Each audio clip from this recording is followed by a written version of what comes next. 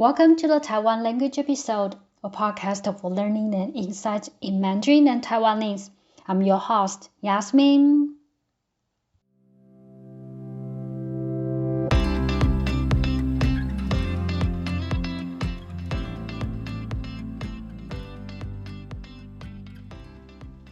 Hi everyone.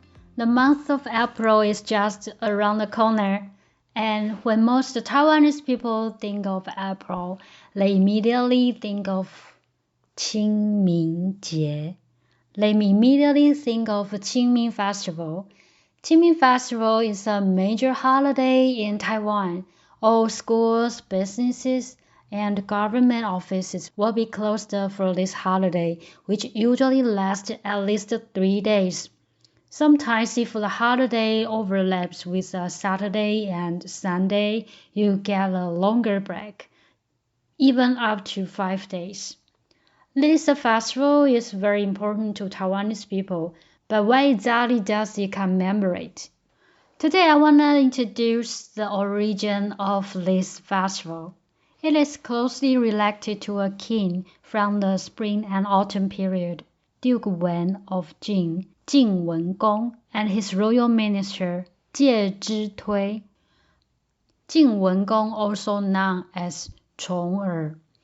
He was still just a prince. He had to flee with his royal followers. Because of palace struggles, he was exiled for 19 years. During this time, he suffered greatly. One time when he got lost, he went days without food and could barely move. He had to sit on a worn-out mat. His royal servant, Jie Zhitui, cut a piece of flesh from his own leg and cooked it to feed him. When Chong'er regained his strength and learned of this, he felt deeply moved and guilty. Jie Zhitui simply said, "I did this hoping you will remember today's hardships and treat your people well when you become a ruler." Later, when Chong'er was returned to Jing to become king, he saw that same old mat and found it annoying. He frowned and flipped it away with his sword. Jie Zhitui saw this. Afterward, Duke Wen, Jing Wenkong, rewarded everyone who had followed him during his exile. But he forgot about Jie Zhitui. Someone reminded him, and he sent people to find Jie Zhitui, but he had already gone into hiding with his mother at Mian Mountain, Mian Shan. Duke Wen, Jing Wenkong, went personally to find him. However, the dense trees made it very difficult. Then someone suggested setting fire to the mountain. Duke Wen, Jing Wenkong thought this might work and ordered the fire to be set. Tragically, after the fire, Jie Zhitui and his mom were found dead. Duke Wen, Jing Wenkong, was devastated, realizing he had caused the death of a royal minister. He cried bitterly. When Jie Zhitui's body was moved, a blood-written letter was found. It reminded Duke Wen, Jing Wenkong, to always remain clear-headed and treat his people well. Well, after hearing this story, I was shocked by some parts.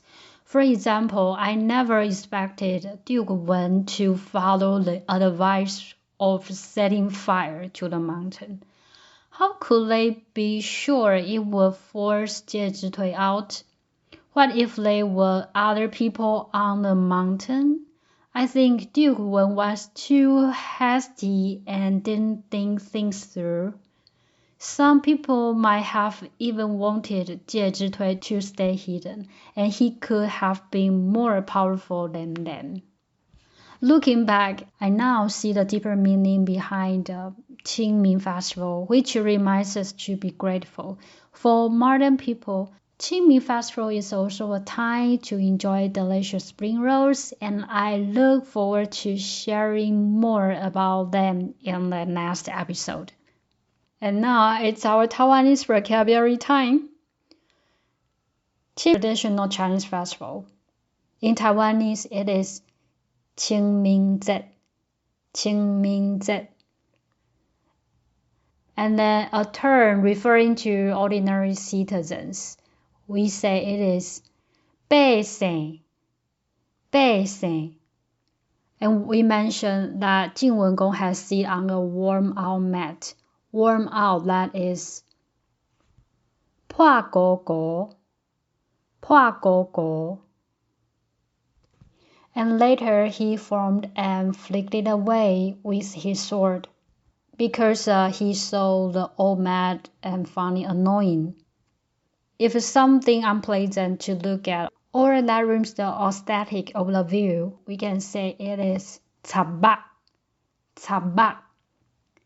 And finally, if you want to express you're grateful and thankful, you can say 感恩. This is a way you show your appreciation. 感恩. Okay, so now let's review today's vocabulary. 清明節 百姓 破狗狗 插白 感恩.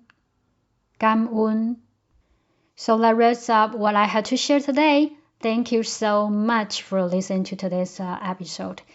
I would really love to hear your thoughts and comments. If you are enjoying this podcast, don't forget to hit the subscribe button so you will not miss any updates. In this podcast, I share stories about Taiwan's culture, history, and even a Taiwanese perspective on the world. If you find this interesting or helpful, I would be grateful if you could share it with your friends or family. Also, please check out the show notes below for detail about this episode and some useful links. If you would like to support this podcast, feel free to click those links or consider sponsoring. It really helps me keep making great content for you. Thanks again for tuning in. Have a good day, and I will see you next time. Bye bye.